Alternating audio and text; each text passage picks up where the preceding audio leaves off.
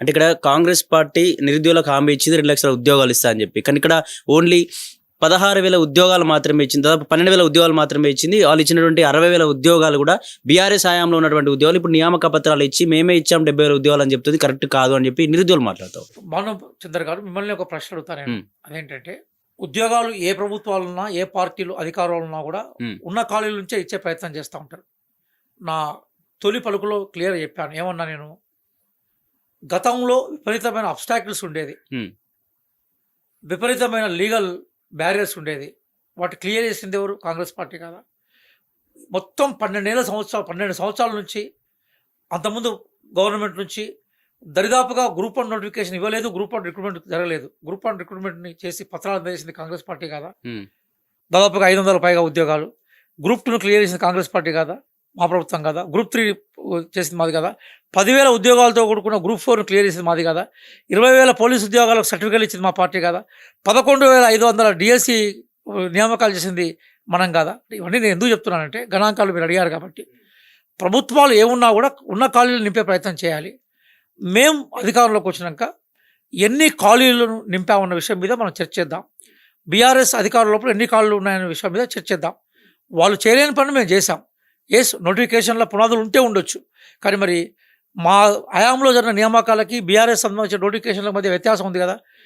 Group 1 పేపర్ని పుట్నాలు పళ్ళకి అమ్మినట్టు అమ్మినారు, పొట్లాలు కట్టుకునేందుకు అమ్మినారు. కాంగ్రెస్లో అట్లాంటి మచ్చలేదు కదా. ఒక ఉద్యోగానికి సంబంధించిన విషయం మీద కానీ, ఒక నోటిఫికేషన్ మీద కానీ చిన్న అపోహ కానీ, చిన్న అవినీతికి సంబంధించిన మచ్చ కానీ పడిందో మీరు చెప్పండి, చెప్తే నేను వింటాను సిద్ధంగా ఉన్నా. అన్ని పారదర్శకంగా ఇచ్చాం. అదే సందర్భంలో గౌరవ ముఖ్యమంత్రి గారు స్వయంగా పరేడ్ గ్రౌండ్లో ప్రకటన చేశారు. కొంచెం ముఖ్యమంత్రి గారి కన్నా పెద్ద ప్రజాప్రతినిధి ఉంటారు కదా రాష్ట్రంలో, కాబట్టి వారి మాటను మనం విశ్వసిద్దాం. ఆ విశ్వాసంలో పోయి సీరియస్గా చదువుకునే విద్యార్థులు, సిన్సియర్గా చదువుకునే విద్యార్థులు, ఎవరైతే తమ ఆర్థిక పరిపుష్టి కోసం, అట్లాగే ఎవరైతే తమ సామాజిక గుర్తింపు కోసం ఉద్యోగం కావాలి, ప్రభుత్వ ఉద్యోగం కావాలనుకున్న వాళ్ళు సీరియస్గా చదువు బాటను పట్టాలని మీ ద్వారా నేను వాళ్ళకు విన్నవిస్తున్నాను సార్. తెలంగాణ అవతరణ దినోత్సవం రోజున రేవంత్ రెడ్డి గారు 19,000 ఖాళీలు ఉన్నాయి పోలీస్ జాబ్లు అని చెప్పేసి రేవంత్ రెడ్డి గారే మాట్లాడారు. ఖచ్చితంగా రిక్రూట్మెంట్ జరగబోతుంది త్వరలో అని చెప్పి మాట్లాడారు. కానీ ఇప్పుడు ఓన్లీ 5,000 పోలీస్ ఉద్యోగాలు మాత్రమే నోటిఫికేషన్ ఇవ్వడం ఏంటి అని చెప్పేసి మరొకసారి నిరుద్యోగులంతా రోడ్డు ఎక్కుతా ఉన్నారు సార్. ఏంటి విడుదల వారిగా ఇవ్వబోతున్నారు, లేకపోతే నిరుద్యోగులు ఎందుకు మళ్ళీ రోడ్లపైకి రావాల్సి వస్తుంది? మిమ్మల్ని అడుగుతున్నాను సార్. ఒక ప్రభుత్వ ఉద్యోగాలను గుర్తించడం ప్రభుత్వ బాధ్యత. అవును. దాన్ని ఏ రూపంలో నింపుతారు, దశల వారీగా నింపుతారా, ఒకేసారి నింపుతారా అనేది ఆ పరీక్షను నిర్వహించే అధికారులకు సంబంధించిన నిర్ణయం. మరి వాళ్ళు ఏ రూపంలో దాన్ని నింపబోతున్నారు అనే దాని మీద అఫీషియల్గా నాకు ఇన్ఫర్మేషన్ ఉండే అవకాశం ఉండదు. ఇప్పుడు ఉదాహరణకు నా డిపార్ట్మెంట్ ఉందనుకో, నేను లైబ్రరీ సైన్స్ డిపార్ట్మెంట్, 25 సంవత్సరాల నుంచి మా దగ్గర రిక్రూట్మెంట్ లేదు. 12 ఏళ్ళ నుంచి ఎక్కడ కూడా మా దగ్గర ప్రమోషన్స్ లేవు, స్పాన్సర్స్ లేవు, సర్దుబాటు లేకపోవడం వల్ల వేకెన్సీస్ అరైజ్ ఎన్ని ఉన్నాయనే విషయాన్ని రికగ్నైజ్ చేసే అవకాశం లేదు. ఇప్పుడు ఆ ప్రక్రియ నేను పూర్తి చేశాను. ఇప్పుడు లైబ్రరీ డిపార్ట్మెంట్ త్వరలోనే వీటన్నిటికి అనుగుణంగా నోటిఫికేషన్ ఇవ్వబోతున్నాను. ఎట్లా నోటిఫికేషన్ ఇవ్వాలి, ఎన్ని జాబ్స్లో నేను ఇవ్వాలనేది మేము మా దగ్గర కూర్చున్నా మేము నిర్ణయిస్తాం.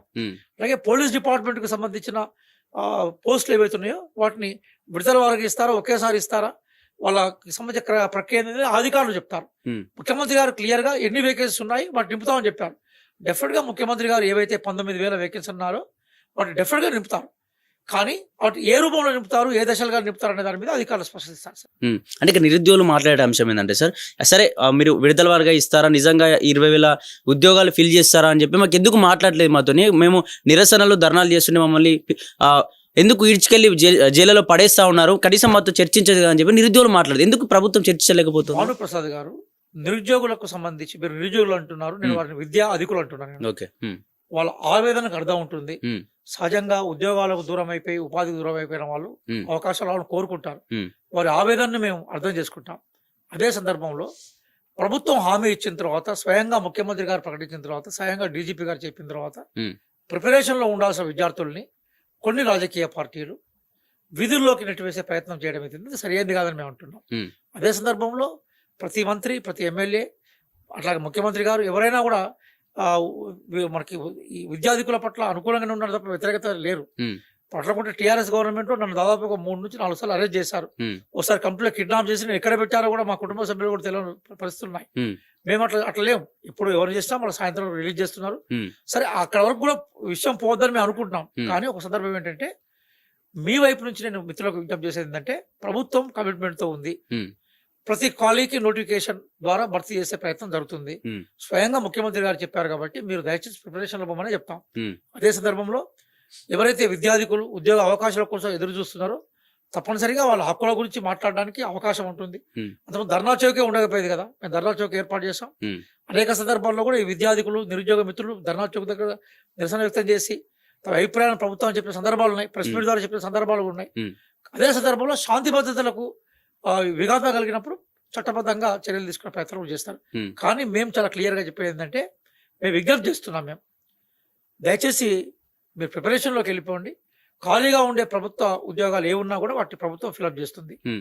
అట్లాగే కేవలం ప్రభుత్వ ఉద్యోగాల నోటిఫికేషన్ ద్వారా మాత్రమే నిరుద్యోగ సమస్యను సంపూర్ణంగా మనం దాన్ని తగ్గించలేము, ఉమ్, వెనుక నెట్టలేము. ఉపాధి అవకాశాలు పెంచాలి.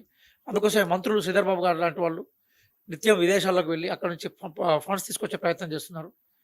అట్లాగే గౌరవ ముఖ్యమంత్రి గారు కూడా ఇన్వెస్ట్మెంట్ కోసం రీసెంట్గా ఒక మినిస్టర్ ఏర్పాటు చేయాలని ఆలోచన మీద కూడా ఉన్నారు. ఉమ్, నేను ఐఏఎస్ ఆఫీసర్ బదిలీలో ఇన్వెస్ట్మెంట్ మీద కృషి చేసేందుకు 2-3 ఐఏఎస్ ఆఫీసర్ అలర్ట్ చేశారు. ఉమ్, అలాగే ప్రైవేట్ రంగంలో స్కిల్స్ డెవలప్ చేయడం కోసం స్కిల్ యూనివర్సిటీ తీసుకొస్తున్నారు.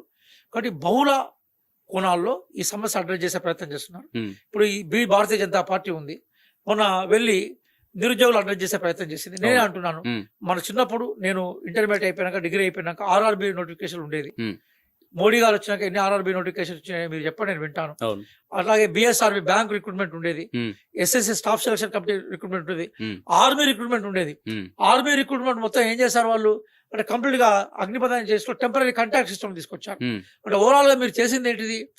కేంద్రంలో మీ వైపు నుంచి ఒక ఉద్యోగం లేదు, ఉమ్, రాష్ట్రంలో ఉద్యోగం ఇచ్చే ప్రయత్నం చేస్తున్న కాంగ్రెస్ పార్టీని వ్యతిరేకిస్తున్నారు. ఉమ్, ఇప్పుడు మీరు చెప్తున్నా ఎవరైతే మేము నాయకులు అని చెప్పుకుంటున్నారో ఉమ్, మీరు కేంద్రాన్ని కూడా ప్రశ్నించాలి కదా. అవును, కేంద్రాన్ని ప్రశ్నించకుండా రాష్ట్రంలో అధికారుల పార్టీ ప్రశ్నించాలంటే ఉమ్, మీరు 1-2 రాజకీయ పార్టీల స్పాన్సర్ లాగా పనిచేస్తున్నారు తప్ప వేరే కాదు. మేమే ఉంటున్నట్టు దయచేసి నిరుద్యోగ సమస్య అనేది ప్రపంచవ్యాప్తంగా పెరుగుతుంది. ఉమ్, దాన్ని అడ్రస్ చేయడం కోసం బహుళ మార్గాలు ఉంటాయి.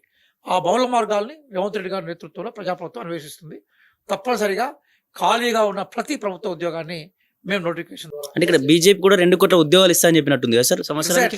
ఇప్పుడు వాళ్ళు చెప్పినట్టుగా 12 సంవత్సరాల అధికారంలో అవును, 25 కోట్ల ఉద్యోగాలు ఇవ్వాలి. ఉమ్, ఎందుకు విషయాన్ని చెప్తుందంటే ఉమ్, కేవలం ప్రభుత్వ ఉద్యోగాల కల్పన మాత్రమే ఈ దేశంలో నిరుద్యోగాన్ని తీసేయలేదు. ఉమ్, మళ్ళీ చెప్తున్నాను, రకరకాల కోణాల్లో ఉద్యోగ కల్పన కోసం ప్రయత్నాలు జరగాలి. ఉమ్, ఆ ప్రయత్నాలు చేయడంలో ప్రభుత్వాలకు ప్రజల వైపు నుంచి కూడా సహకారం జరగాలి. వాళ్ళు చెప్తున్న పిల్లలు ఎవరైతే ఉద్యోగాలు కోరుకోవడం డిమాండ్ సహేతుకమైంది, దాన్ని ఎక్కడ రిజెక్ట్ చేయట్లేదు. ఉమ్, అదే సందర్భంలో వాళ్ళ ఆవేశాన్ని ప్రభుత్వం అర్థం చేసుకుంటుంది. తప్పనిసరిగా ఖాళీగా ఉన్న ప్రతి ప్రభుత్వ ఉద్యోగాన్ని నింపే బాధ్యతను తెలంగాణ ప్రజాప్రభుత్వం తీసుకుంది. అంటే ఇక్కడ కాంగ్రెస్ పార్టీ ప్రతిపక్షంలో ఉన్నప్పుడు కాంగ్రెస్ పార్టీని అధికారంలోకి తీసుకురావడం కోసం ఇటు బల్మూరి వెంకట్ కావచ్చు, లేకపోతే రియాజ్ సార్ కావచ్చు, నిరుద్యోగుల పక్షాన చాలా పోరాటం చేశారు. ఖచ్చితంగా మాకు సపోర్ట్ గా ఉన్నారు. కానీ ఆ సపోర్ట్ ఇప్పుడు ఎందుకో మా కాంగ్రెస్ పార్టీ అధికారంలోకి వచ్చినప్పటి నుంచి మాకు ఆ సపోర్ట్ లభించడం లేదు. అంటే వాళ్ళకి పదవులు వచ్చాయని చెప్పి మనం పట్టించుకోవట్లేదు అని చెప్పి కొందరు ఆవేదన చెందుతున్నారు సార్ నిరుద్యోగులు. అంటే వాళ్ళకి ఏం చెప్పాలనుకుంటారు సార్? భానుచంద్ర గారు, నేను యూనివర్సిటీ ఉద్యోగాన్ని వదిలిపెట్టి రాజకీయాలకు వచ్చినండి. ఉమ్, చదువుకున్న వాళ్ళు రాజకీయాలు రావాలన్న డిమాండ్ ఏదైతే ఉందో ఉమ్, అలాంటి వాళ్ళు ఎవరన్నా చదువుకొని ఉద్యోగాలు వదిలిపెట్టి వస్తే మనం ప్రోత్సహించాలి. ఉమ్, మా బాధ్యతను ఎక్కడ విస్మరించలేదు సార్. ఉమ్, కొన్ని సందర్భాలు ఎట్లా ఉంటుందంటే ప్రతిపక్షంలో ఉన్నప్పుడు తెర ముందర మనం ఎక్కువ కనపడే అవకాశం ఉంటుంది. ఉమ్, ప్రభుత్వం మీద మనం ప్రెషర్ గ్రూప్ లా పనిచేయాలి కాబట్టి. ఉమ్, ప్రభుత్వంలోకి వచ్చినాక ప్రభుత్వం లోపల మనం ప్రెషర్ గ్రూప్ గా పనిచేసే క్రమంలో తెర వెనుక పనిచేయాల్సి ఉంటుంది. ఉమ్, నేపథ్యం మారుతుంటుంది. అవును, ఏ గౌరవ ఎమ్మెల్యే గారు కలిసినా, ఏ గౌరవ మంత్రి కలిసినా, ఏ గౌరవ ముఖ్యమంత్రి గారు కలిసినా, ఉమ్, ఎవ్వరు కలిసినా కూడా రియాజ్ అనేవాడు అడిగే మొట్టమొదటి ప్రశ్న, సార్ కొంచెం నోటిఫికేషన్ వేయాలి, ఉమ్, స్టూడెంట్స్ ఎదురు చూస్తున్నారు, ఉమ్, మనం తొందరగా ఇవ్వాలని. ముఖ్యమంత్రి గారు అనేక సందర్భాల్లో బహిరంగ సభల్లో కలిసినప్పుడు లేదా పర్సనల్ అపాయింట్మెంట్ కోసం వాళ్ళ దగ్గర పోయినప్పుడు, ఉమ్, మా డిపార్ట్మెంట్ ఇష్యూస్ డిస్కస్ చేసి పోయినప్పుడు ఆయన ఒకటే చెప్పేది, మనం ఖచ్చితంగా నోటిఫికేషన్లు ఇస్తున్నాం. ఈ పాత నోటిఫికేషన్లో కొన్ని లీగల్ అప్లికేషన్స్ నేను చూస్తున్నావు కదా, నీకు కూడా తెలుసు కదా, ఉమ్, అవి క్లియర్గానే నోటిఫికేషన్కి వెళ్తా ఉన్నారు. వారు అన్నట్టుగానే పాత మొత్తం క్లియర్ కాగానే కొత్త నోటిఫికేషన్లో పోతామని పెరేడ్ గౌడ్లో ప్రకటించారు. ఉమ్, కాబట్టి ప్రభుత్వం మొత్తం ప్రధానంగా ముఖ్యమంత్రి గారు చాలా పట్టుదలతోటి ఖాళీగా ఉండే ప్రతి ఉద్యోగాన్ని నింపాలనే పట్టుదలతో ఉన్నారు. ఉమ్, కాబట్టి దాని వెనక ఇప్పుడు మీరు చెప్పిన మిత్రులతో పాటుగా నేను కానీ, ఆ రోజు తెలంగాణ ఉద్యమంలో పాల్గొన్న వాళ్ళు కానీ, ఆ రోజు టీఆర్ఎస్ చేసిన పబ్లిక్ సర్వీస్ కమిషన్ సంబంధించి పేపర్ లీకేజ్ ఇష్యూలో పాల్గొన్న వాళ్ళందరం కూడా ప్రభుత్వంతో ఎప్పటికీ వినియోగిస్తున్నాం. ఉమ్, మాకన్నా పెద్దవారితోటి మేము ఎప్పటికీ వారికి విషయాన్ని నివేదిస్తున్నాం. ఉమ్, ఆ నివేదన మా కృషి అట్లాగే ప్రభుత్వం స్పందన, ముఖ్యమంత్రి గారికి సంబంధించిన పట్టుదల ఇవన్నిటి ఫలితంగానే నోటిఫికేషన్ల పరంపర స్టార్ట్ అయింది. ఉమ్, జూన్ 2న ప్రకటన జరిగింది. అవును. ఇప్పుడు 4 నోటిఫికేషన్లు వచ్చాయి. ఉమ్, జూన్ ఎండింగ్ లాస్ట్ డేట్ కూడా రాలేదు. మనం 4 ఉమ్. నోటిఫికేషన్లు వచ్చాయి మనకు. ఉమ్, కాబట్టి ఈ పరంపర కొనసాగుతుంది. కాబట్టి చదువు మీద నిమగ్నం కావడం వల్ల ఏమవుతుందంటే విద్యార్థులకు లాభం జరుగుతుంది. ప్రతిసారి ఏమవుతుందంటే కష్టపడి కొంత విద్యార్థి నాయకులు ఉద్యోగాల కల్పన కోసము నోటిఫికేషన్ రావడానికి బాగా ఫైట్ చేస్తారు సార్. వీటితో సంబంధం లేకుండా కొంతమంది నిత్యం చదువులో నిమగ్నం అయిపోయి ప్రిపరేషన్లు ఉంటారు. అవును. రిజల్ట్ వచ్చినాక వీళ్ళు కనబడరు, వాళ్ళకు ఉద్యోగాలు వస్తూ ఉంటాయి. ఉమ్, కాబట్టి నేనేమంటున్నానంటే చాలా బ్రిలియంట్గా ఉన్న వాళ్ళు, తెలియకల వాళ్ళు, వ్యక్తిగత సామర్థ్యాలు ఉన్న వాళ్ళు, మీ ఫోకస్ అంతా, మీ కాన్సన్ట్రేషన్ అంతా కూడా చదువు మీద పెడితే మీరు ప్రభుత్వ ఉద్యోగాలకు వచ్చి సమాజానికి మరింత సేవ చేసే అవకాశం ఉంటుంది ఉమ్. అని నేను కోరుకుంటున్నాను. రైట్ సార్, ఇది ఇలా ఉంటే